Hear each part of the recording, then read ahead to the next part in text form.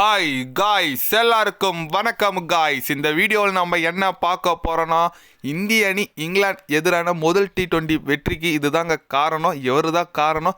அது மட்டும் இல்லாமல் இந்திய அணியை பார்த்தாலும் எனக்கு ரொம்பவே பெருமையாக இருக்குங்க அப்படின்னு சொல்லிட்டு இந்திய அணியின் முன்னாள் அதிரடி வீரர் யுவராஜ் சிங் பார்த்தீங்கன்னா இந்திய அணிக்கு ஆதரவாக பேசியிருக்காரு.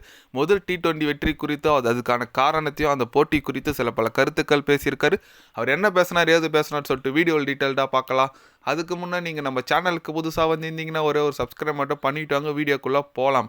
ஆமாங்க, இந்திய அணி பார்த்தீங்கன்னா இங்கிலாந்து அணி 7 விக்கெட் வித்தியாசத்தில் செமையாக வின் பண்ணிட்டாங்க. இந்த சீரீஸை 1-0ன்னு சொல்லிட்டு முன்னிலையில் இருக்காங்க. அது குறித்து யுவராஜ் சிங் என்ன சொன்னாருன்னு கேட்டிங்கன்னா, இந்திய அணியோட பேட்டிங் இந்த மாதிரி விளையாடுறது பார்க்க எனக்கு ரொம்ப மகிழ்ச்சியாக இருக்குது. ஏன்னா முன்னெல்லாம் கேட்டிங்கன்னா இந்திய அணியில் ஒரு 2 பேர் 3 பேர் தான் அதிரடியாக விளையாடுவாங்க. இப்போ இந்திய அணி வீரர்கள் எல்லாருமே அதிரடியாக விளையாடுறாங்க, பார்க்க மகிழ்ச்சியாக இருக்குது. இந்திய அணி வெற்றிக்கு முக்கிய காரணம் போலிங்கில் பார்த்தீங்கன்னா வருண் சக்கரவர்த்தியும், பேட்டிங்கில் பார்த்தீங்கன்னா அபிஷேக் சர்மா தான். இவங்க 2 பேரோட பங்களிப்பு இந்திய அணிக்கு ரொம்ப சூப்பராக இருந்துச்சு.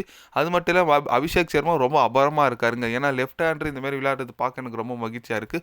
அவரோட ஃபியூச்சர் பிரைட்டாக இருக்குது. ஹர்தீப் சிங்காக இருக்கட்டும், அவர் பவர் பிளே விக்கெட் எடுத்து கொடுத்தனால தான் இந்தமாரி ஒரு ஃப்ளாட் பிச்சில் கம்மி ஸ்கோரால் இந்திய அணி கண்ட்ரோல் பண்ண முடிஞ்சிச்சு. அதனால் கண்டிப்பாக இந்திய அணியோட டீம் ரொம்ப ரொம்ப வலுவாக இருக்குது. அவங்களுக்கு என்னோட வாழ்த்துக்கள் நான் சொல்லிக்கிறேன் அப்படின்னு சொல்லிட்டு யுவராஜ் சிங் பார்த்தீங்கன்னா நல்லா நம்மளுக்கு ஆதரவாக பேசியிருக்காருன்னே சொல்லலாம். எஸ், அவர் சொல்கிறது 100க்கு 100 உண்மைங்க. ஏன்னா முன்னெல்லாம் அதிரடி பார்த்தீங்கன்னா கை விட்டு எண்ணிடலாம். யுவராஜ் சிங் அதிரடியாக ஆடுவார்ப்பா, யுவராஜ் சிங் அப்புறம் நம்ம வீரேந்திர சேவாக் அதிரடியாக ஆடுவார், அப்படி தான் சொல்ல முடியும்.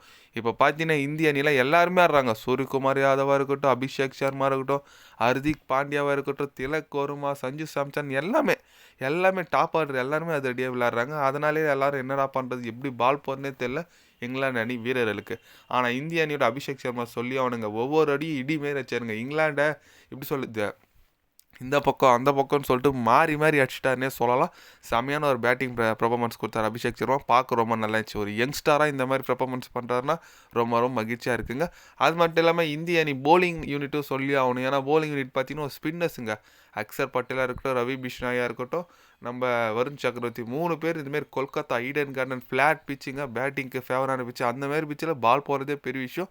செமையாக எக்கானமிக்கலாக போட்டு விக்கெட்டுகள் எடுத்தாங்க. அதனால் கண்டிப்பாக இந்திய அணி ஒரு வலுவான அணி. பேட்டிங், போலிங், ஃபீல்டிங் சொல்லிட்டு எல்லாத்துலேயும் சூப்பராக இருக்காங்க. கண்டிப்பாக அடுத்த வருஷம் தான் 2026 T20 வேர்ல்டு கப் வரப்போது. எடுத்து வைங்கடா கோப்பைன்னு சொல்கிற மாதிரி செமையான ஒரு டீம் ரெடி ஆகிட்டு வந்துட்டுருக்கு. பார்க்கலாம் இந்திய அணி எந்த மாதிரி ஒரு பெர்ஃபார்மன்ஸ் எந்த மாதிரி வர போட்டியில் பண்ணுறாங்கன்னு சொல்லிட்டு. நீங்கள் சொல்லுங்கள், இங்கிலாந்து எதனான முதல் T20 போட்டி இந்திய அணி வின் பண்ணிச்சு. அடுத்த T20 போட்டி இந்திய அணி வின் பண்ணுமா பண்ணாதா? உங்களோட கருத்து என்னன்னு சொல்லிட்டு மறக்காமல் கமெண்டில் சொல்லுங்கள். இது போன்ற ஸ்போர்ட்ஸ் நியூஸாக தெரிஞ்சுக்கணுன்னா சேனலை சப்ஸ்கிரைப் லைக் ஒன்று பண்ணிக்கிங்க. கண்டிப்பாக கிரிக்கெட் பற்றி day by day channel update வரும். மறக்காமல் சப்ஸ்கிரைப் மட்டும் கொஞ்சம் பண்ணி வச்சுக்கோங்க. நன்றி, வணக்கம்.